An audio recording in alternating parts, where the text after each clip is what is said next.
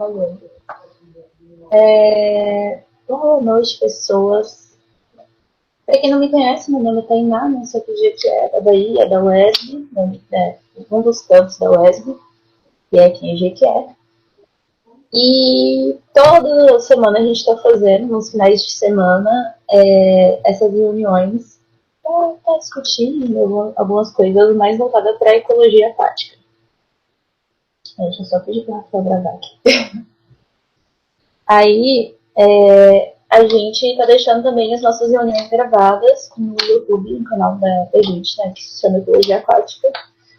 Já tem a última reunião que foi com o Matheus Copa sobre programas de monitoramento imunológico. E hoje eu convidei a Sorana assim meio que de última hora, né, uns 3 dias antes, não foi Sorana, desculpa. Que eu achei muito legal a apresentação da Sorana, do laboratório da UFRJ, que a Sorana ela trabalha com Seriodactylus cornuta, que é um tipo de cladócera, para quem não conhece, né? Que faz parte do zooplâncton. Bom, pessoal, então, a Sorana ela é graduanda em Ciências Biológicas pela UFRJ. Ela faz IC, né, iniciação científica, tem experiência com biomonitoramento, zooplâncton, macroinvertebrados e principalmente cultivo de Seriodactylus cornuta. E ela é orientada do Reinaldo Luiz Bozelli. Então a Sorana hoje ela vai falar pra gente um pouquinho sobre a história de vida do Cladócero Seriodactylus cornuta, isolada de uma lagoa costeira tropical submetida a 2 tratamentos em laboratório. Até hoje eu estou tentando entender como é que faz para fazer um cultivo de Seriodactylus no lago. Vamos vou deixar a Sorana apresentar para vocês aí, e aí no final a gente abre para pergunta, tá certo? Pode ficar à vontade. Aí eu vou aqui apresentar, né? Na telinha. Peraí. O meu sumiu, daí não sumiu?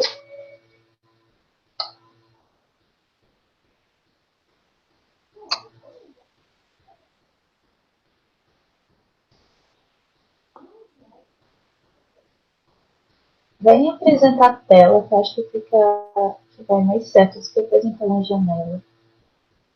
É tela inteira, né? O meu deu certo com tela inteira. Aí tá aparecendo alguma coisa pra vocês? Ainda não.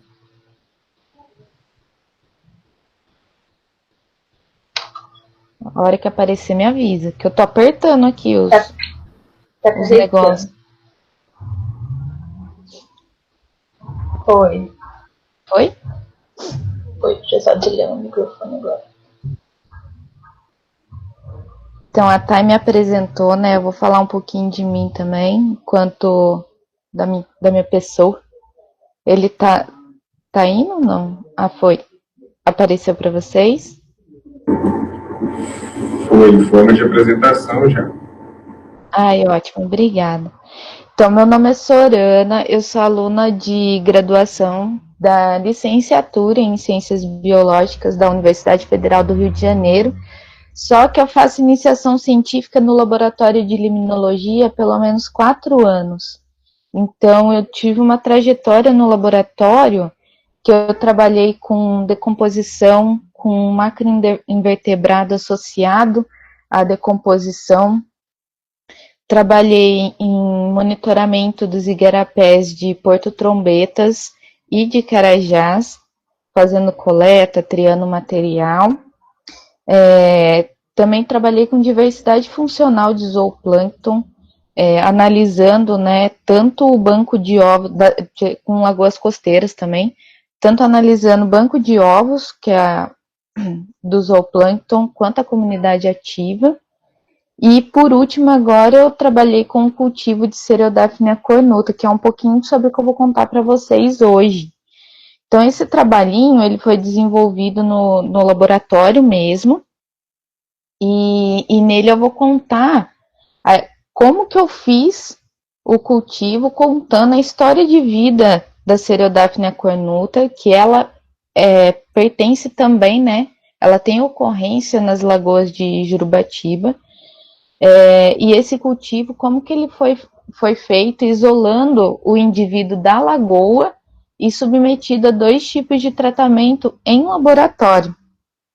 Então, para começar a falar um pouquinho desse trabalho, Eu vou dar um panorama, primeiro dizendo o que é o cultivo, e depois as importâncias e aplicações, depois o cultivo propriamente dito de Cereodaphnia cornuta e as perspectivas do nosso trabalho.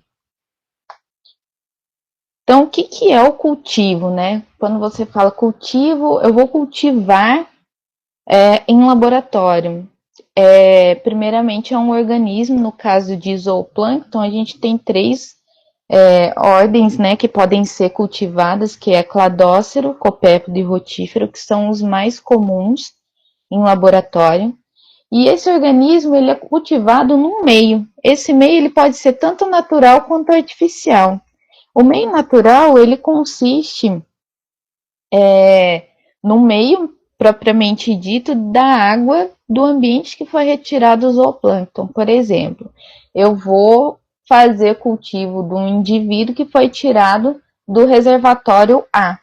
Eu vou lá no reservatório A, pego o indivíduo, pego a água daquele ambiente onde foi retirado o indivíduo que eu quero cultivar e levo para o laboratório. Então ele vai crescer naquele meio. E o meio artificial, que é um meio que ele pode ser metade químico e metade com água do ambiente, então pode ser um cultivo misto, e pode ser totalmente artificial, que você faz uma combinação de compostos químicos que são favoráveis para o crescimento e desenvolvimento do cladócero, do copépodo e do rotífero. Aqui a gente vai falar nesse trabalho, sobre o meio de cultivo de Ralph Thorian, que ele foi proposto em 1993, e abordar um pouquinho a modificação que eu fiz na receita que ele colocou no artigo proposto. Então a gente já tem o organismo, tem o meio, que pode ser artificial, natural, e para manter os organismos precisa do quê? Do alimento. O alimento, ele pode ter uma variedade assim do que pode ser utilizado para cultivo. Alguns exemplos microalgas que são cultivadas em laboratório mesmo. Alimento para peixe também serve como alimento de cultivo de zooplâncton. Até fermento de pão, que é Saccharomyces cerevisiae, que é utilizado também no cultivo do zooplâncton. Então a gente já tem um organismo, já tem um meio que ele pode ser artificial, natural, já tem o alimento. E o que falta? O controle. Para eu ter um cultivo positivo, que ele vá para frente, que ele consiga se estabelecer, eu preciso ter alguns cuidados muito importantes, que é o controle da temperatura do aquário, o controle do fotoperíodo, que é o tempo que permanece com luz, o tempo que permanece sem. A asepsia tem que ser um lugar muito bem limpo e controlado, porque pode dar fungo no seu cultivo e matar todos os seus bichos, ter algum tipo de contaminação que descontrole o seu cultivo. E além de tudo isso, a gente também tem um controle populacional, porque no seu aquário, por exemplo, você coloca 10 indivíduos, vai mantendo ele muito bem alimentado, na temperatura certa, ele vai desenvolvendo, então aumenta a população, e daí fica inviável a quantidade de alimento com a quantidade de espaço que eu tenho. Então eu tenho que fazer a retirada de alguns indivíduos para manter um controle saudável, né? Um equilíbrio entre população, espaço, alimento e tudo mais. Então, para se ter um cultivo, eu preciso principalmente desses fatores: organismo, um meio para cultivar, uma alimentação de acordo com o organismo que eu vou cultivar e o controle. E agora eu vou trazer alguns trabalhos que são feitos com cultivo, que usam essa ferramenta de ter o cultivo em laboratório. Então, algumas aplicações. Primeiro, uma aplicação na piscicultura, que tem esse trabalho lindo, né, da Gisele, que a tese dela foi composta por 4 capítulos, só abordando zooplâncton, o melhoramento do zooplâncton como alimento para a piscicultura, para ter uma piscicultura mais desenvolvida, com valor nutricional adequado. E nesse capítulo, o que ela fala? Ela faz o cultivo do zooplâncton, no caso, ela usou a nostraca aqui e usou cladócero, que é a Daphnia magni, em diferentes concentrações de alimento. Para que ela fez isso? Para ver o valor nutricional do zooplâncton que estava indo para o peixe. Aí ela fez uma estequiometria, né, de qual que estava sendo mais positivo na nutrição da piscicultura. É um trabalho bem legal também, a aplicabilidade nesse campo econômico.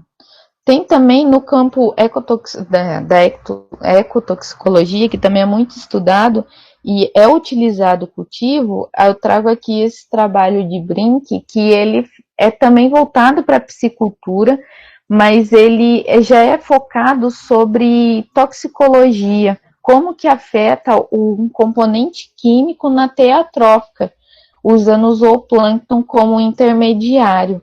Então, eles fazem um estudo de um tanque de cultivo de peixes, que ele é tratado com fungicida, né, para poder manter o peixe. E tá, mas será que esse fungicida, ele afeta a nutrição do peixe? Então, foi feito também um cultivo em laboratório do zooplâncton e colocado diferentes concentrações desse fungicida e vendo qual que era o impacto no desenvolvimento do zooplâncton.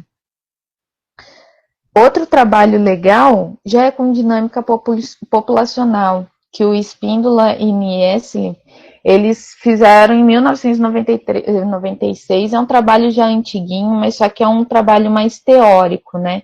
Que ele analisa a dinâmica populacional de um copépodo calanoida com uma abordagem experimental. E como que ele faz isso? Ele testa uma teoria ecológica, que diz que o ambiente com o animal de um animal consiste em coisas que podem influenciar a chance de sobrevivência e reprodução dele. Então, nesse trabalho, ele também faz um cultivo, faz o acompanhamento, né, periódico do desenvolvimento desse copépoda in situ, né, ou seja, no campo, e também faz o cultivo dele para testar alguns aspectos, como o desenvolvimento, quantos ovos uma fêmea tem, o tempo de vida, a nutrição. Então, ele faz um combinado do que ele tem em campo e o que ele tem em laboratório para poder responder à pergunta dele.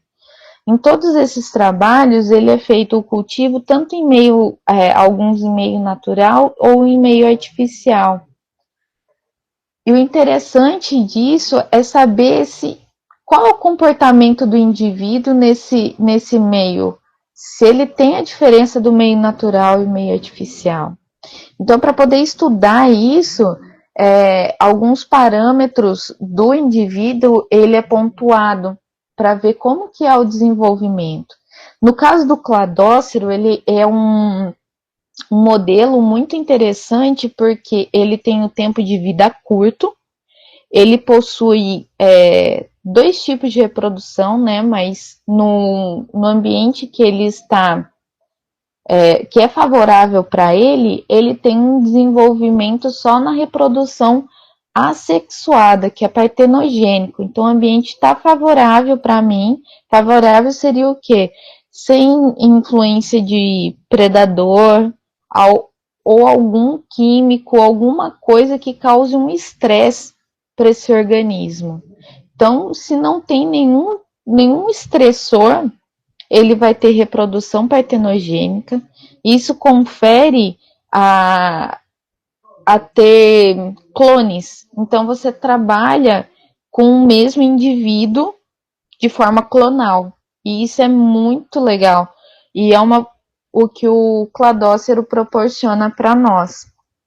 Então, quais são os parâmetros que eu vou retirar do cladócero para obter respostas sobre a história de vida dele? Esses pontos que eu vou falar são os principais, não precisa ser todos esses ou são só esses, mas esses são os principais de uma forma que fica um pouco mais completo o nosso estudo.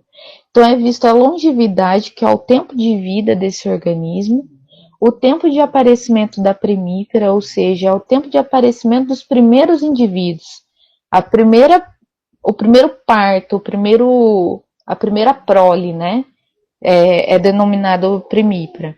A fecundidade média dessa primeira prole, ou seja, quantos indivíduos teve na primípara, eventos reprodutivos ao longo da vida, ou seja, quantas vezes ela se reproduziu, ela teve a reprodução, né, ao longo da vida dela, o número médio de indivíduos por ninhada, total de indivíduos produzido pela fêmea e o tamanho médio dos indivíduos, medido mesmo. Então, esses parâmetros, eles são que norteiam e podem contar a história de vida de um cladócero. Então, a gente espera o quê? Que a história de vida de um indivíduo, ele seja diferente em cada meio que ele é cultivado. Que o meio de cultivo natural, ele traga um fitness positivo, quanto ao meio de cultivo artificial, ele seja um pouco mais negativo. Por quê? Porque o meio de cultivo natural é a mesma água, o mesmo ambiente que o cladócero foi retirado e vai ser cultivado. Então, ele tende a permanecer com a sua história de vida como se fosse in situ, enquanto o meio artificial talvez seja estressor para ele. Então, nesse trabalho, o objetivo é analisar a diferença da história de vida da Seriodaphnea cornuta, e para isso, a gente vai consolidar um meio de cultivo, consolidar um cultivo em meio natural, e depois comparar com o meio artificial e ver se houve mesmo essa diferença. Então, aqui, ó, para vocês terem uma noção de como que é, do lado esquerdo de vocês é um aquário, esses pontos, é tipo uma luminária que a gente fez, esses pontinhos, essas poeirinhas, é um indivíduo. Então aqui a gente tem uma população, né, de Seriodaphnea cornuta. E do lado direito é um videozinho curto que foi filmado numa lupa, é um indivíduo só. Essa é a Seriodaphnea. Ela é bem pequenininha, né? Só para vocês se familiarizarem com ela. Ela é muito fofa. Deixa eu ver como que eu faço para passar agora. Foi. Então, contar um pouquinho, a Seriodaphnea cornuta, ela é bem pequenininha mesmo. Ela tem alguns milímetros, né, de tamanho. Ela tem ampla distribuição, tanto tropical e subtropical. Isso é interessante porque se ela consegue transitar nesses ambientes, ela é porque ela tem uma tolerância muito grande à variação de temperatura. Além disso, ela tem um desenvolvimento embrionário curto, ou seja, ela se desenvolve muito rápido, atingindo a maturidade sexual rapidamente também. Ela possui baixa fecundidade, então ela vai ter poucos filhos por corte e ao longo da vida, comparado com algum outro cladócero. E ela tem ocorrência no Parque Nacional da Restinga de Jurubatiba, que fica no norte fluminense do Rio de Janeiro. O laboratório de limnologia, ele participa de pesquisas do Paraná desde praticamente sua fundação, assim, desde quando surgiu o Paraná, o laboratório tem vínculo. E isso tem mais ou menos uns 30 anos. Então, temos a possibilidade de frequentar, de fazer pesquisas, de coletar no Paraná por conta desse vínculo que nós temos. Aí o videozinho. Então, para esse trabalho, que a gente fez? Essa imagem aqui é da Lagoa Cabiúnas. Ela é uma lagoa referência da Restinga de Jurubatiba. Então, é uma lagoa costeira.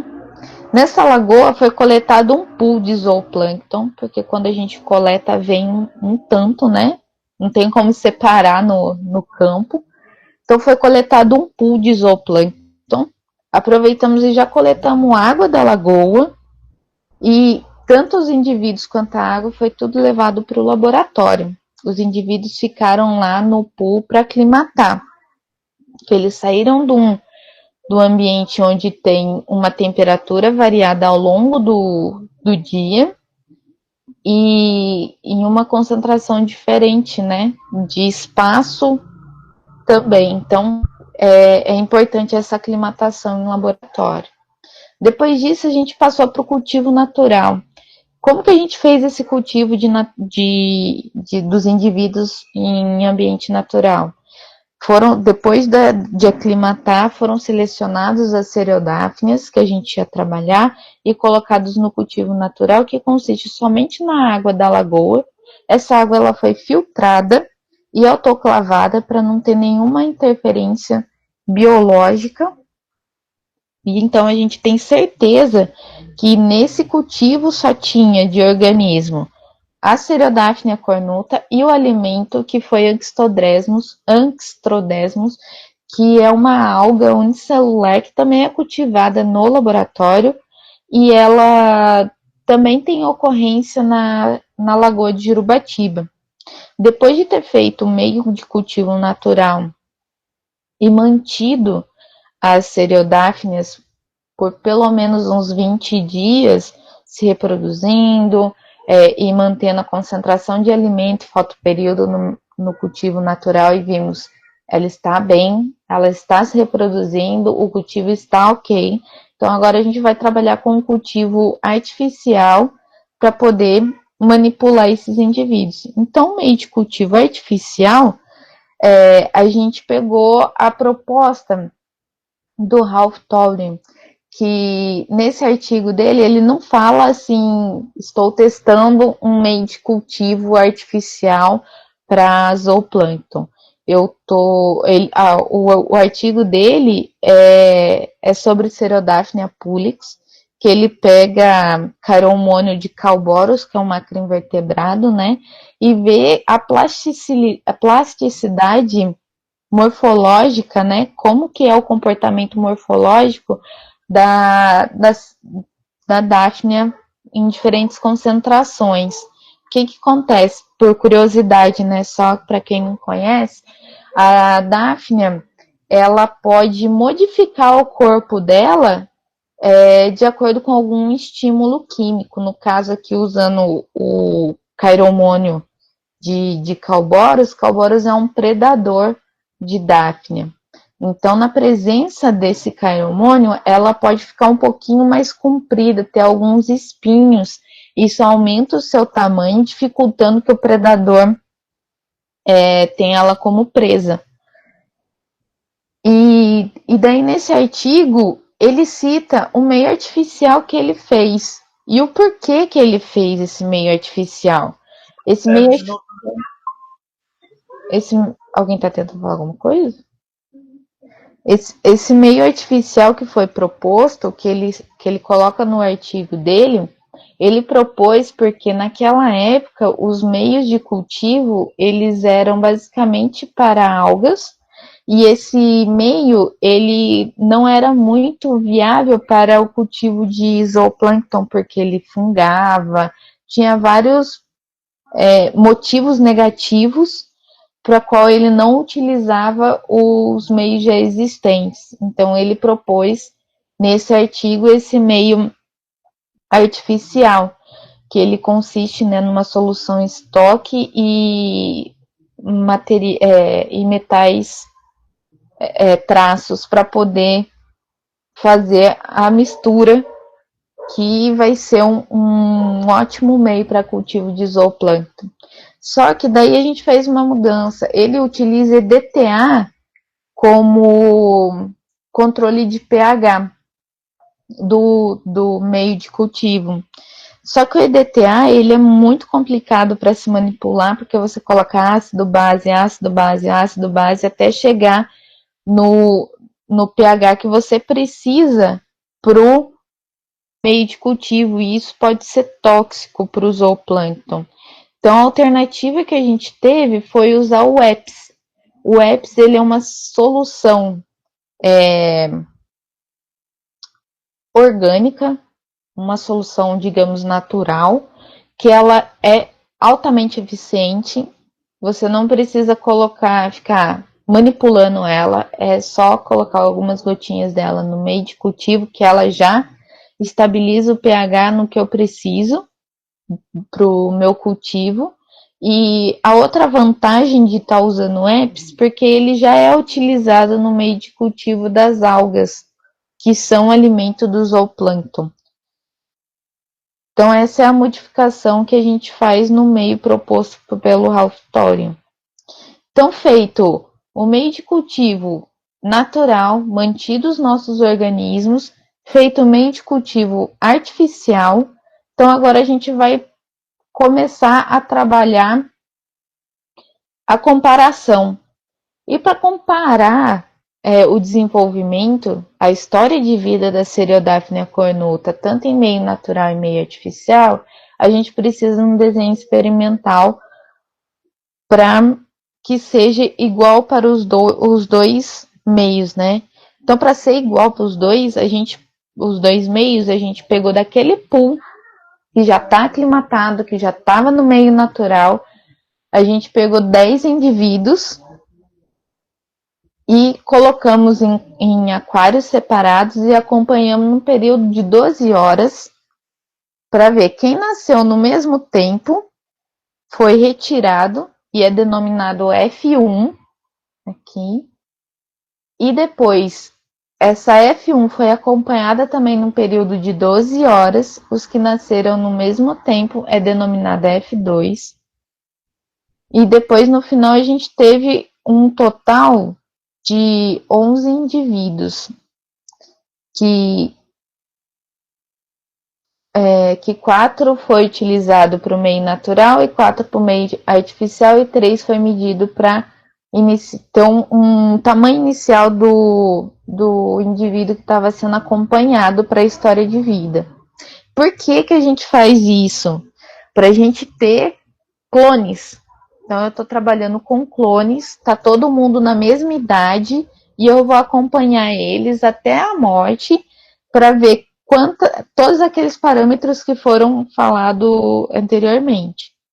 Então, todos esses 8 potinhos, esses 8 aquários, eles foram mantidos em incubadora a 25 graus. Então, essa temperatura ela foi permanente durante todo o experimento. Num fotoperíodo de 12 horas, onde 12 horas estava sol, né, com luz, e 12 horas estava escuro, sem luz. A concentração de alimento também foi mantida durante todo o experimento e foi acompanhada até a morte, né? Cada indivíduo. Então, quais são os parâmetros, né?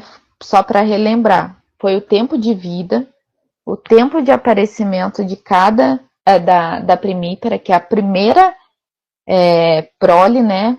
Que ela tem, quantos indivíduos na primeira prole, quantos eventos reprodutivos ela teve ao longo da vida, o número médio de indivíduos por ninhada e por fêmea, o total de neonatos produzidos pela fêmea e o tamanho médio de cada neonato.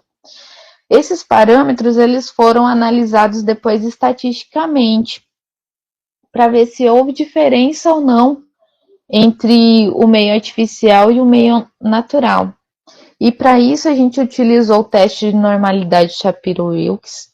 Os dados que deram normais, a gente utilizou o T-Student para fazer essa comparação e dar se ele é diferente ou não. E os que não foram normais, os dados não foram normais, a gente usou o teste não paramétrico de Mann-Whitney. E como resultado, mostrar uns gráficos, se tiverem dúvida, depois podem falar, vai anotando as perguntas. Então, primeiro, com relação à primípara, quanto tempo até ter a primeira prole, a gente não teve diferença com relação à estatística, né? A estatística diz que não teve diferença significativa, que os dois ambientes são muito próximos, e com relação a números, a gente percebe que o meio natural ele demorou 3 dias em média para ter a primípara, e o meio artificial em torno de 3 a 4 dias, né? 3 dias e meio, a média para ter a primípara. Com relação a eventos reprodutivos, quantos eventos reprodutivos a fêmea teve ao longo da vida, estatisticamente também não teve diferença.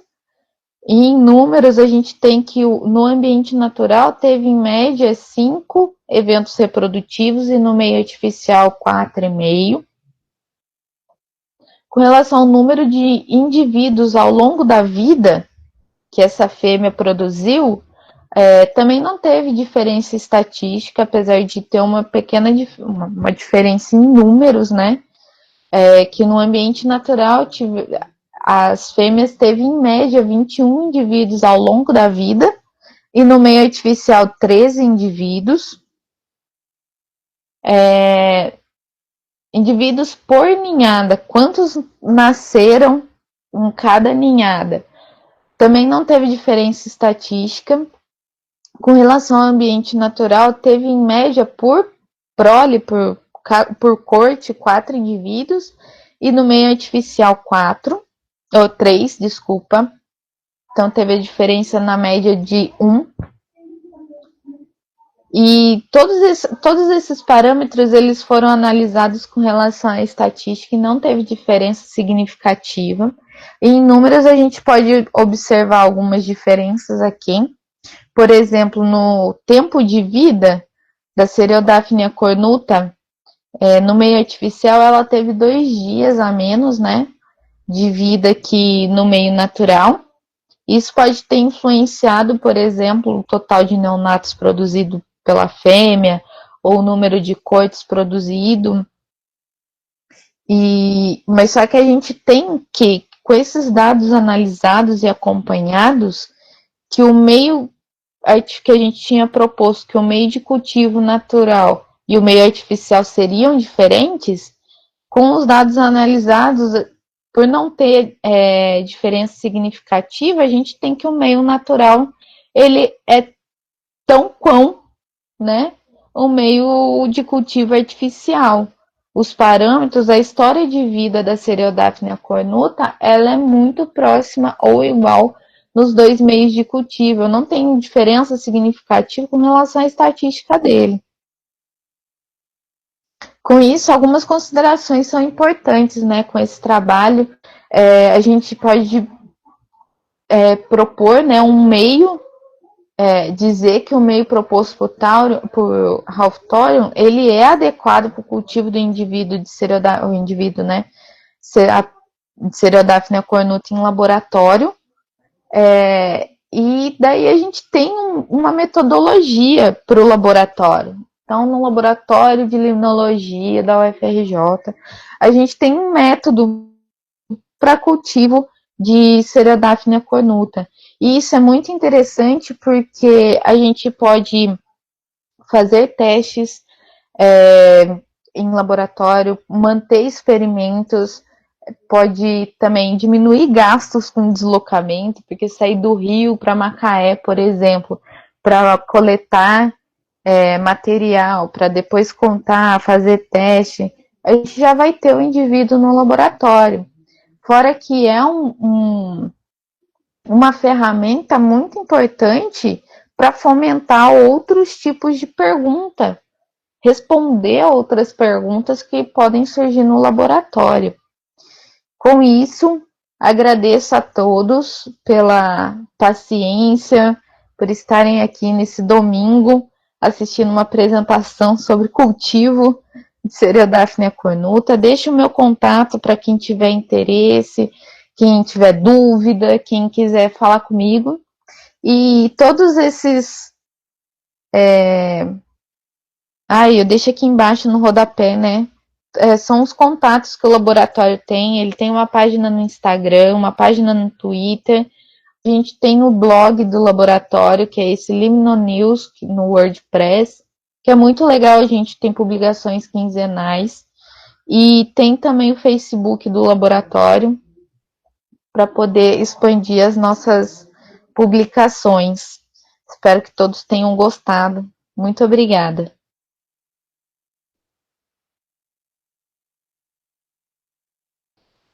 Arrasou, Sorana. Obrigada. Agora eu tenho que ver como que eu tiro isso. Peraí. É só você mesmo pra tirar. Agora tá aparecendo. Não. Até Tá aparecendo a sua tela, isso. Deixa eu tirar aqui, parar a apresentação. É uma proposta diferente das discussões que vem tendo, né, aqui no grupo, que o grupo tem uma proposta onde as apresentações são bem aplicadas, né? Aí hoje eu trouxe um negócio um pouquinho mais teórico. Foi ótimo. Então, eu vou fazer a pergunta do Pedro primeiro, depois eu faço a minha. Tava anotando aqui as perguntas. O Pedro perguntou, Pedro Henrique. Sorana, como é realizada a troca da água do meio? Tipo, quanto tempo? Tá. Essa parte de metodologia eu não deixei muito claro, né? Para não ficar muito pesada a apresentação. Mas o meio, as observações, ela é realizada um dia sim, um dia não, por conta do tempo de reprodução do indivíduo, né? Então, quando ocorre a observação, que é um dia sim, um dia não, a gente também troca o meio. Então, eu tenho um aquário com 100 ml de meio para um indivíduo. Eu observo para ver se não teve nenhum filho, conto se tem algum filho. Eu tiro essa mãe que eu estou acompanhando desde o início desse aquário e coloco num aquário novo para manter a concentração de alimento e a mesma água de cultivo. Então eu troco um dia sim, um dia não. Pro experimento, né? Será que eu respondi? Acho que sim. Mana, deixa o pessoal falar que eu deixo minhas perguntas por último. Pode ficar à vontade. O Pedro queria fazer outra pergunta. Não sei se ele vai ligar pra perguntar. Oi. Ele saiu da reunião. Acho que a internet dele deve ter caído, alguma coisa assim. Deve ter apertado errado. Vocês estão me ouvindo? Eu acho que deu uma caiu um pouco na internet aqui. Sim. Dá pra ouvir. Então, a minha pergunta que eu queria fazer, acho que ela já acabou respondendo, mas eu queria só confirmar. Como que faz para você contar os neonatos que nascem? Eu não entendi muito bem isso. Qual que é a metodologia que usa? Então, para contar durante o período do experimento, como que eu faço? Você viu que ela é bem pequenininha, né? Então, a mãe, ela já é um pouquinho difícil de ver, mas só que com o tempo a gente fica um pouquinho treinado, né? Para ver a mãe. Então, nessa troca de aquário, eu pego só a mãe e coloco no aquário novo. E todo o meio que ficou, eu coloco na lupa e vou olhando para poder contar. Contar e medir. Tá. Entendi. Para ter certeza que eu não perdi ninguém. Entendi, obrigada. De nada.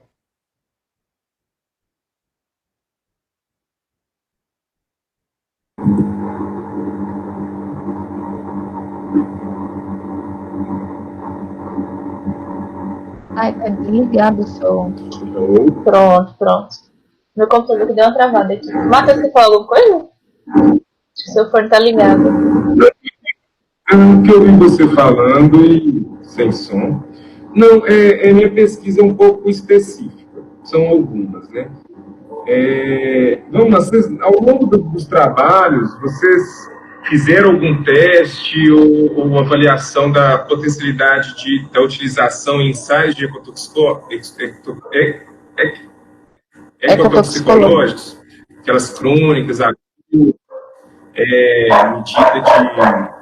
de para saber expôs o organismo alguns contaminantes, para avaliar CS50, mobilidade, e o potencial de utilização desses organismos mais nativos nesses ensaios? Então, essa pergunta é muito legal porque ela já estimula pesquisas posteriores, né? Porque a intenção é essa. Eu tenho que saber qual que é a história de vida desse indivíduo para depois fazer esses testes. Isso que é o legal, a gente ter já dado, por exemplo, com esse estudo que eu fiz, você já tem o dado de como que é a história de vida da Cereodaphnia cornuta e a partir daí você pode fazer os testes ecotoxicológicos. E outra coisa interessante, como modelo a gente acaba usando, tem os parâmetros, né, para uso, sempre a Daphnia similis, a Daphnia pulex, que às vezes ela não ocorre no ambiente que você está querendo esse tipo de influência toxicológica. Então, esse trabalho traz isso, essa informação para posteriormente ter outros estudos de N fontes, né? Seja ecotoxicologia, pode ser com relação populacional, comportamental, mas já tem registrado do indivíduo nativo como que é o desenvolvimento dele. Então, eu gosto muito disso, apesar de ser um trabalho aparentemente simples, curto, né? Digamos, simples não é, mas de ser curto é ter uma informação que ela é importante para ajudar a responder ou servir como base para outros trabalhos, né?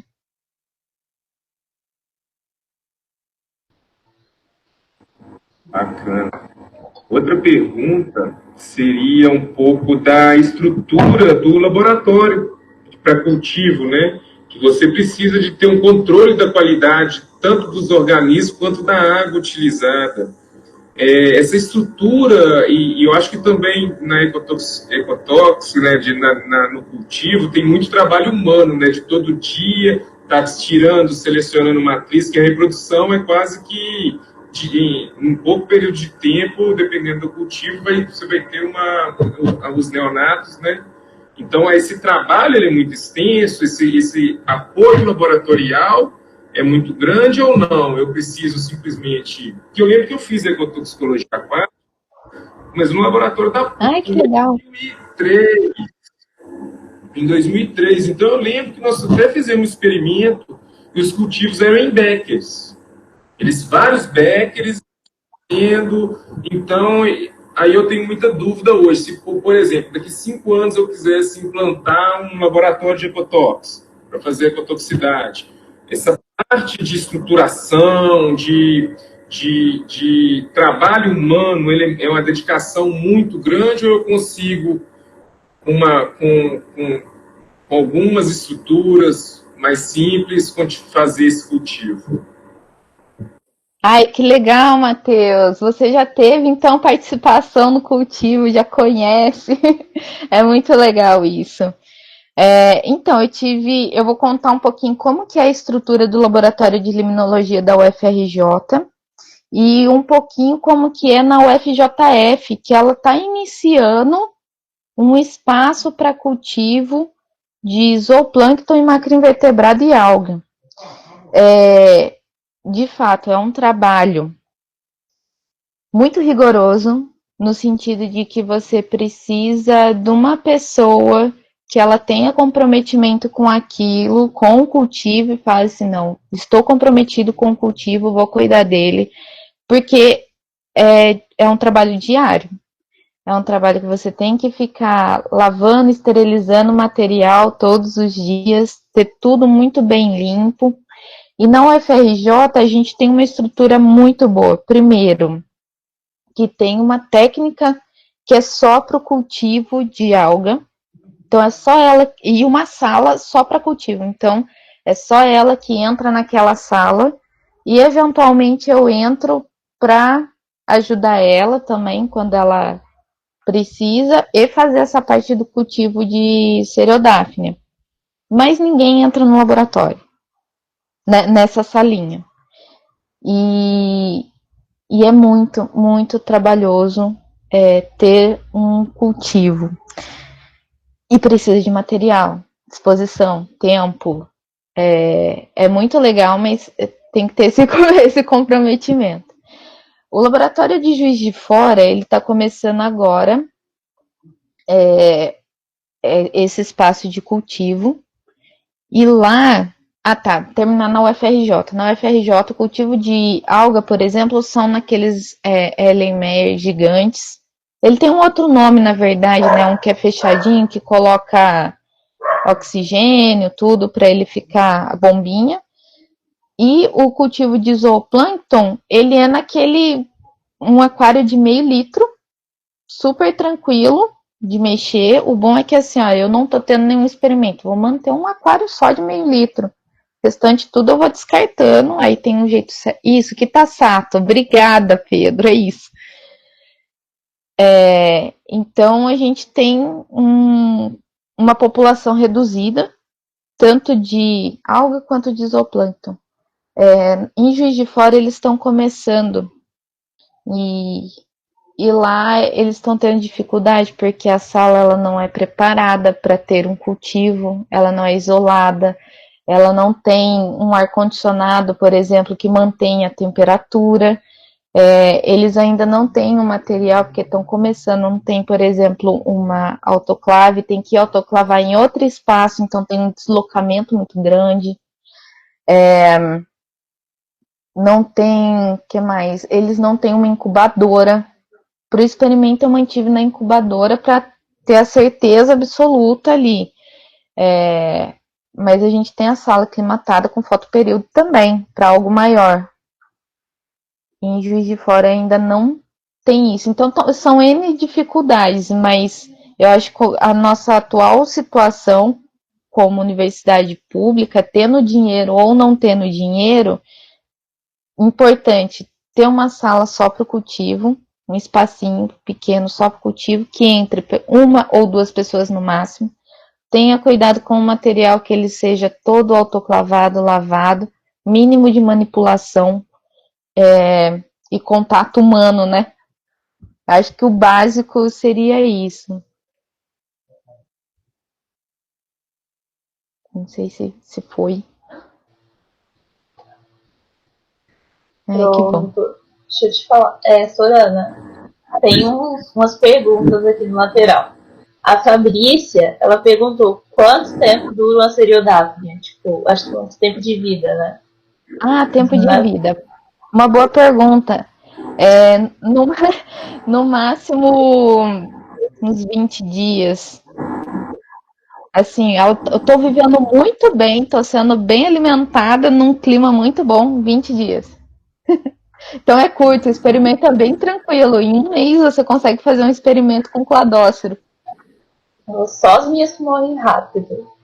Nossa, eu já peguei, já tentei lá no lab, coloquei num deck, assim, cheia, né? Mas, tipo, com vários, tinha bastante alga. E aí depois a gente separou e tentou fazer no laboratório com um bequezinho, né? Separou só Cereodáfnias que estavam grávidas, né? Com filhotes. A gente colocou no beck, deu alimento e deixou lá. Não demorou 4 dias, elas já estavam mortas. Tem que ficar atento com a concentração de alimento, porque você não pode colocar muito, porque ela vive no limite ali, então tem que ter pouco alimento e o espaço que ela tá. Uma coisa que eu fiz lá no lab, a gente tem um aquário. E aí a gente vai pra campo e pega a água do local, né? A gente pega azul no campo e traz pros peixinhos do aquário. E aí, às vezes, ficam uns copépodas, assim, nadando dentro do aquário, com uns cladóceros. Não sei como é que eles conseguem ficar mais tempo do que no beck. A Ana Lúcia está perguntando, a temperatura do lago que você coletou também era de 25 graus? Então, eles eu mantive na incubadora, né? A incubadora eu consigo programar ela para ter 25 graus.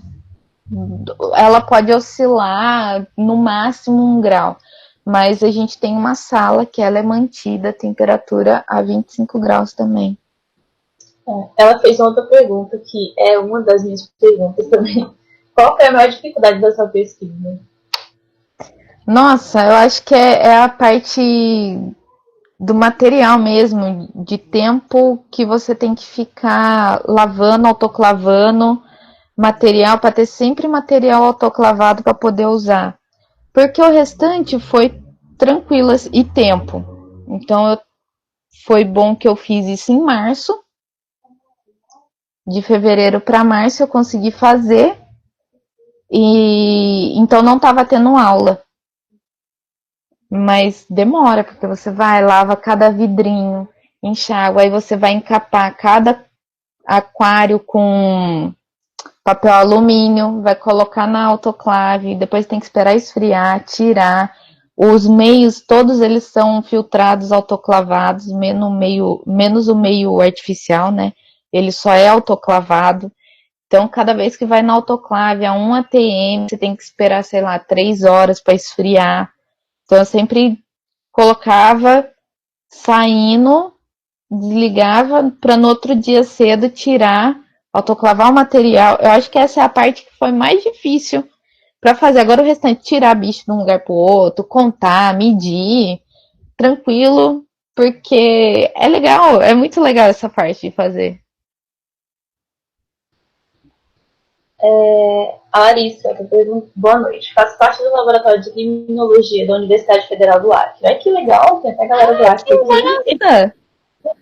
Gostaria de saber qual foi a maior dificuldade para desenvolver esse tipo de estudo. Você já respondeu agora, né? Mas assim, às vezes a dificuldade vem não só da parte física, né? Vem da aceitação do grupo. Eu tive muita sorte porque pro grupo foi super tranquilo. É uma informação importante para a linha que a gente está fazendo. Às vezes no grupo que você tá, talvez não seja pertinente, não sei, naquele momento, mas eu acho um trabalho super importante. Sorana, a Fabrícia perguntou de novo. Sim, 20 dias para elas morrerem, né? E elas começam a reprodução no segundo dia? Qual o período de reprodução? Então, em média, no terceiro dia ela começa a se reproduzir. Isso já ela com ovos, né? Ou tipo, você pega uma sem ovos. Então, eu pego elas todas assim, ó, acabou de nascer, né? Que nem lá no experimento. Para começar o experimento, eu peguei todo mundo com a mesma idade, neonato. Acabou de nascer, essas que eu vou usar. Então, tem todo mundo a mesma idade, acabaram de sair da mãe. E ela eu acompanhei. Então, a maturidade dela, É muito tipo, estou rápido. pronta Sim. para me reproduzir em torno de 3 dias e meio. É muito Ela rápido, nossa. muito. Sim, deixa eu fazer minhas perguntas, já que eu não tô vendo mais perguntas aqui. Ô, Sorana, a gente tem visto muito trabalho com Daphne, né? Principalmente a Daphne pulex. O pessoal que trabalha com Zou só vê Daphne, parece. Não sei qual o mistério. Por que você escolheu a Daphne Cornuta?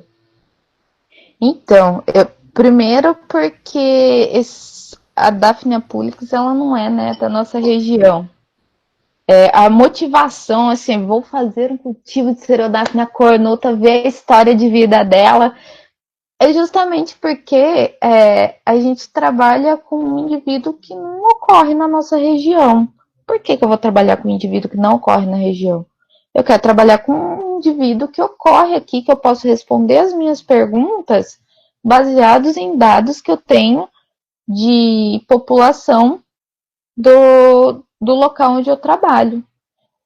Então, a motivação maior foi essa. Arrasou. Porque aqui eu encontro muito Daphne Gesner, né? Não a Pulex, né? A Gretchen dela é mais comum. Sim, quais são os fatores que influenciam mais na mortandade desses bichinhos no lago? Tipo, sei lá, mudança na temperatura influencia mais na mortandade? Então, para a Daphne, eu acho que a temperatura é tranquila. É tranquilo para ela. Principalmente se você retirar ela da restinga, onde a variação é enorme, né, ao longo do dia.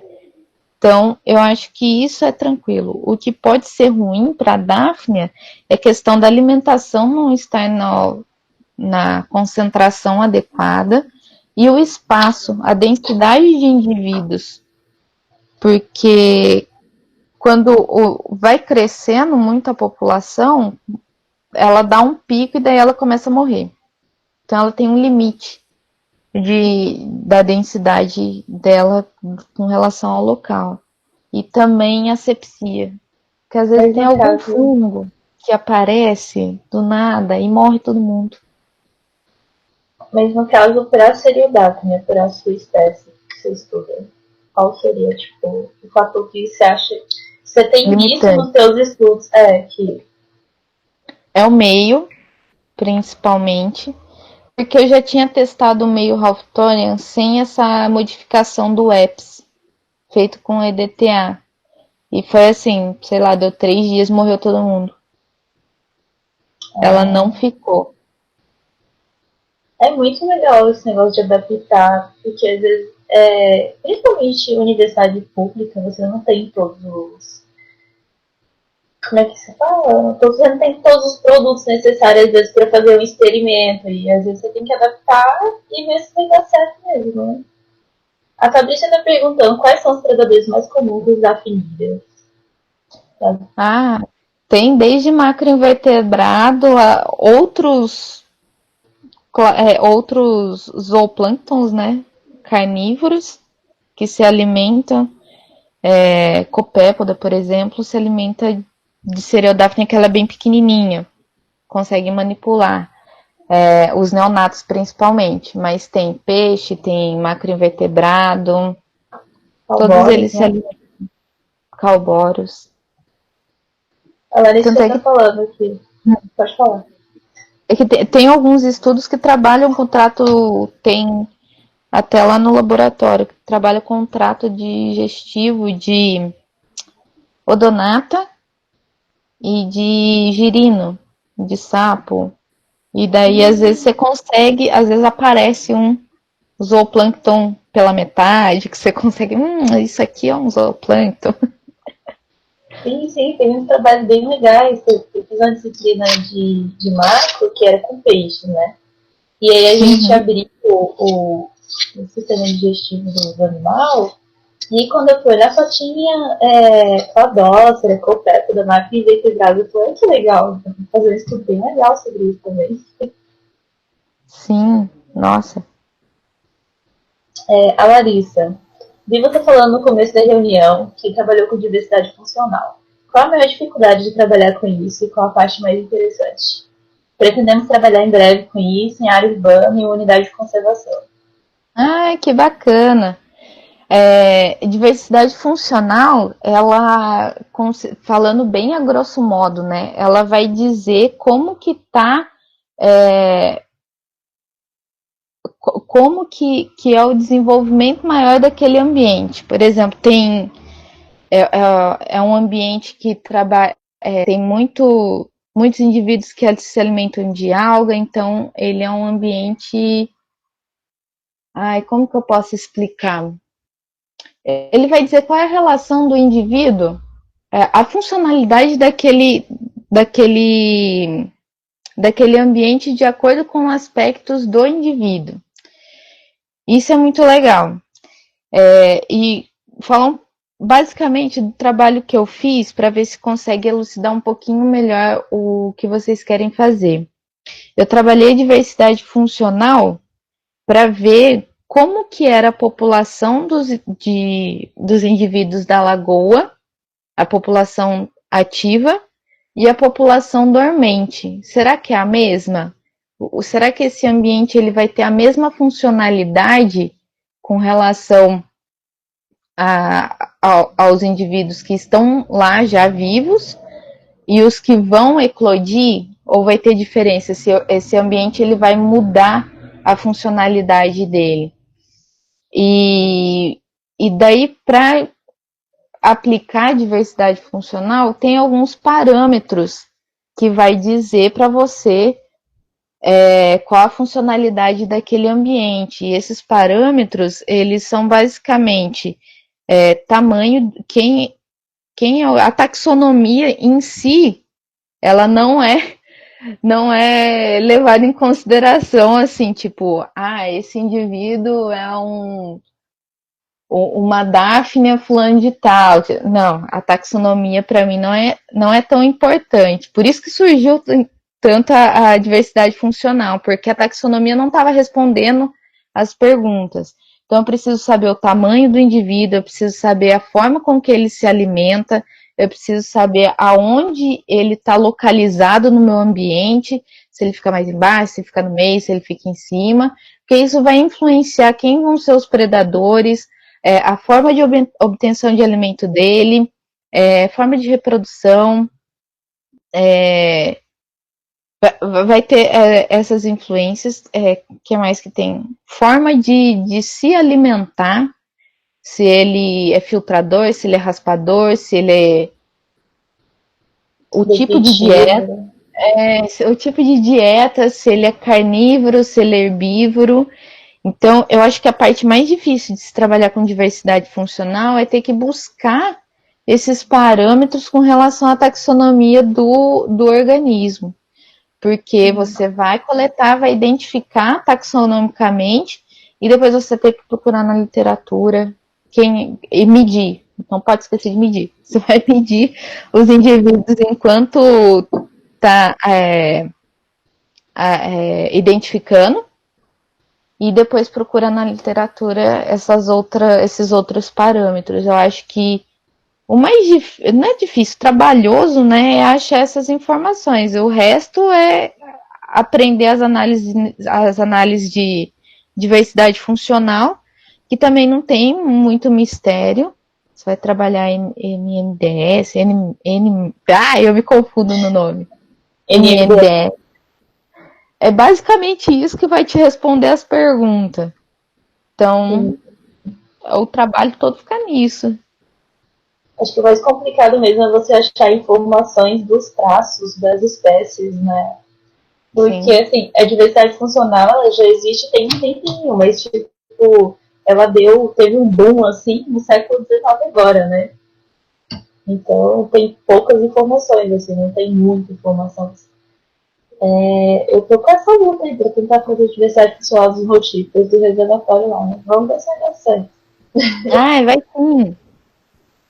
O Gustavo, ele trabalhou com diversidade funcional agora no mestrado, ele foi orientando da Cláudia Bonetti e do Nadson.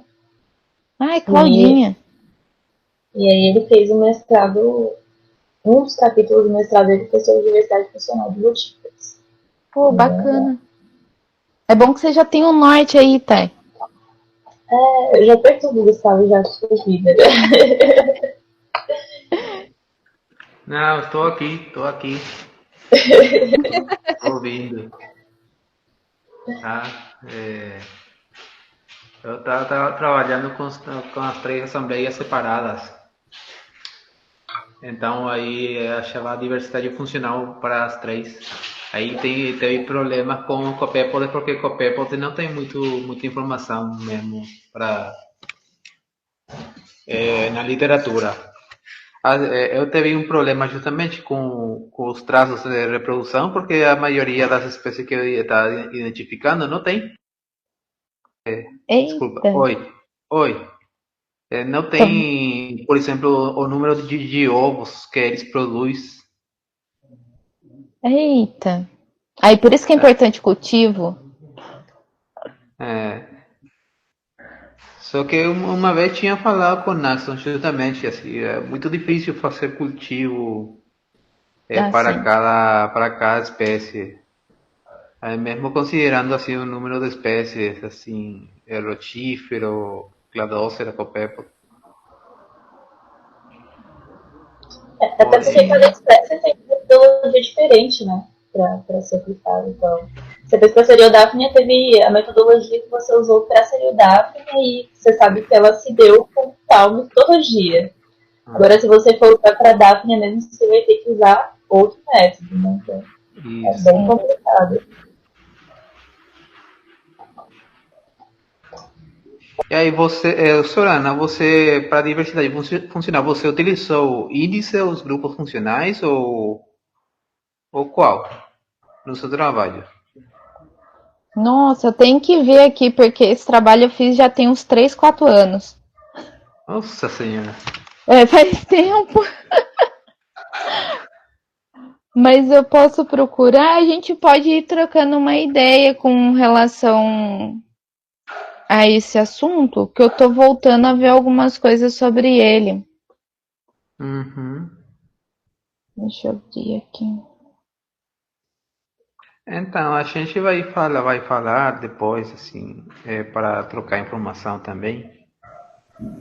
Mesmo também eu posso fornecer para você o trabalho da minha dissertação, aí você compara com o trabalho que você estava fazendo. Sim, Porque nossa, eu vai mesmo, ser. sim, porque eu classifiquei as espécies em grupos funcionais. E aí eu fiz um RDA comparando por espécie e por grupo funcional. E o grupo funcional deu melhor resposta, melhor poder explicativo para. Eu trabalhei com lagoas eutrofizadas, então teve maior Hum, resposta. Então, mesmo assim, os grupos funcionais podem ser uma boa ferramenta. sim. Sorana, eu quero o seu trabalho do Gustavo, tá? Sim. Vão montar um grupo de. Tem um grupo no Facebook que é sobre diversidade funcional, que ele começou no Congresso de Limnologia, que ocorreu no Rio de Janeiro em 2017. A gente fundou, né, esse grupo de zooplanctólogos que trabalham com diversidade funcional. O Celi Marcos, ele quer perguntar uma coisa. Boa noite, Sorana. Boa noite. Primeiramente, parabéns pela apresentação. Ai, obrigada. Eu vou fazer uma perguntinha aqui, título mesmo só de curiosidade, assim, que lá no início, quando você colocou para trabalhar com experimento, esse comparativo entre o natural e o artificial, a gente com a Uhum. mania a estatística, né, a gente já pensa logo lá no final que vai dar um resultado estatisticamente significativo. Aí eu quero perguntar a você se com o seu embasamento científico lá no processo de elaboração da sua hipótese, quando você elaborou a sua hipótese e depois no final, lá quando você verificou que nenhuma dessas variáveis aí tiveram diferença estatisticamente significativa, qual foi a sua surpresa? Ou você não esperava, ou você já esperava, com base no que você já vinha lendo e com base também na sua experiência em trabalhar com essa espécie? Ai, que pergunta legal. É, então, de fato, eu esperava que ia ser diferente, que eu ia ter que ter um cultivo de ambiente natural, então, de alguma forma, eu ia precisar ter que ir no campo pegar água para manter o meu cultivo. E daí, quando eu vi, não preciso. Porque outros testes com meio artificial, eles estavam sendo complicados por causa da química. Tem alguma química, por exemplo, na água do ambiente natural que a gente não fez a estequiometria, que os bichinhos ficam lindos. E por mais que eu coloque um ambiente artificial de acordo com o meu organismo, tem alguma coisa lá que não vai. Então, para mim, foi uma surpresa, sim, e uma surpresa boa, porque consigo manter com o meio artificial no laboratório. E não preciso mais me deslocar até o campo, porque a gente não tem aquela facilidade. Tem alguns laboratórios que mantêm cultivo em meio natural, porque por exemplo, no quintal do laboratório tá a lagoa que eles trabalham, né? Então foi uma surpresa muito grande e positiva fazer esse trabalho, eu não esperava. Beleza, obrigado pela resposta. Nada, eu que agradeço. Manda, só uma última pergunta. Com relação à aula que você usa, anquitrudesmo, né? Você usa, aqui foi que você falou que você acha ela tanto na lagoa quanto vocês cultivam ela no lab, né? Sim. Para alimentar o cultivo de Seriodactylum, você usa aqui, vocês coletaram na lagoa ou aqui já estava fazendo cultivo no lab? Aqui já estava mantendo em cultivo. Porque uma que eu não preciso ficar separando, né?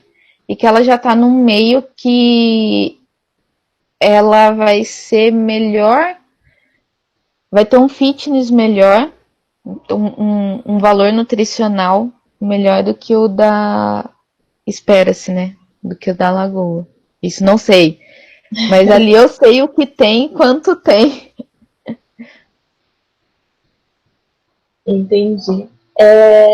Acho que é só isso mesmo. Eu estava falando aqui com o pessoal, né? Para quem pretende trabalhar com diversidade funcional, tem o Luiz, acho que é Luiz Eise-R, que ele trabalha com diversidade funcional. Eu não lembro de qual universidade que ele é, mas eu estou vendo aqui que eu acho que ele era de Maringá. Assim. Ai, deve ser. O pessoal Luiz, de Maringá é. É de Maringá. O Luiz. A Luíse. Isso. E ele disponibiliza uns scripts bem legais para fazer análise sobre diversidade funcional no R. E ele está fazendo uns tutoriais bem legais. Então, pô, bacana. Aí o contato é sempre bom, né? Vou tentar entrar em contato depois. Já compartilha com a gente. Fazer o merchan da próxima reunião da gente logo aqui. Então, semana que vem vai ter, acho que a apresentação do Gustavo, não é, Gustavo? Tá tudo certo? O Gustavo vai falar sobre zooplâncton, né? E os serviços ecossistêmicos prestados pelo zoo, não é isso? Isso aí vou conferir para você, mas vou falar com diversidade funcional. Aí, ó, já complementa a reunião. Gente, eu tô ansiosa. Dia 12 vai ter a do Frederico.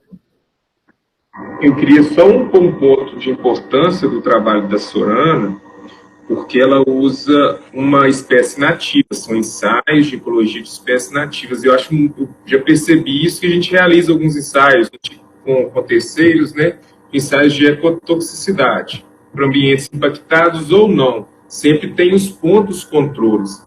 E pela maioria das espécies utilizadas não serem nativas, você já vê uma sensibilidade dos organismos, levando até resultados com toxicidade, os amostras controle que você utilizou. Você tem, por exemplo, uma rede amostral de 10 pontos, 6 são impactados e 4 não. E muitas vezes os resultados são tóxicos, causam letalidade, causam imobilidade nos organismos, mesmo nos ambientes não impactados, são nascentes. Então a gente vê a dificuldade de trazer um organismo de fora para fazer ensaios em ambiente de águas de ambientes naturais aqui. Então, como que você dá um diagnóstico ecotoxicológico, sendo que todos os seus pontos de controle estão dando toxicidade aguda e crônica, e também seus pontos impactados. Então, complica um pouco a utilização desses organismos que não são nativos. Então, acho muito importante essa pesquisa de vários, igual tem Moina micrura, Moina minuta, e implementar outros organismos, né, no futuro, mas espécies nativas, para que a gente possa ter uma fidedignidade maior dos resultados. Que eu já fiquei, como se diz, desculpa a palavra, de calças curtas, porque os resultados, controle, muitas vezes são piores que os resultados do ambiente impactado. Então, assim, é bem complicado, porque o organismo teste utilizado, ele não é adaptado ao nosso ambiente, mesmo com o laboratório, tudo certinho. Parabéns pelo trabalho, tá, Soraya? Muito obrigada, Matheus. Ai, é tão bom ouvir isso.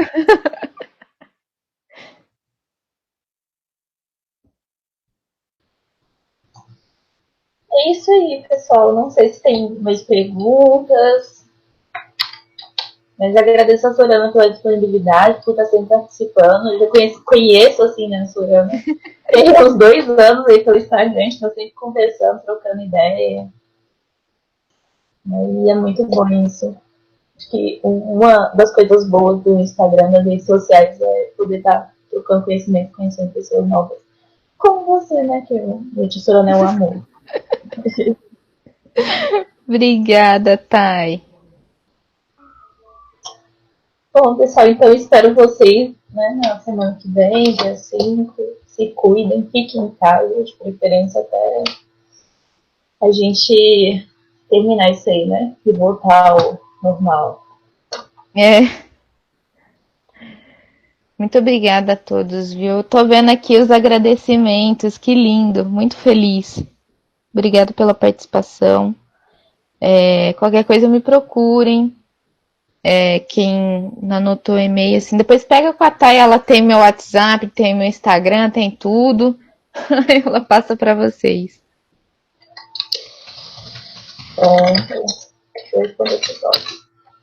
Tá certo, pessoas. Então, bye, até a próxima. Eu vou deixar lá disponível no YouTube, não, Rafael, que o Rafael tá fazendo essa função, a gente tá colocando lá.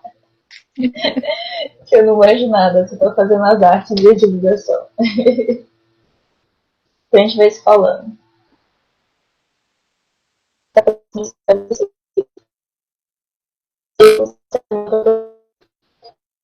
Obrigada. Obrigada. Obrigada.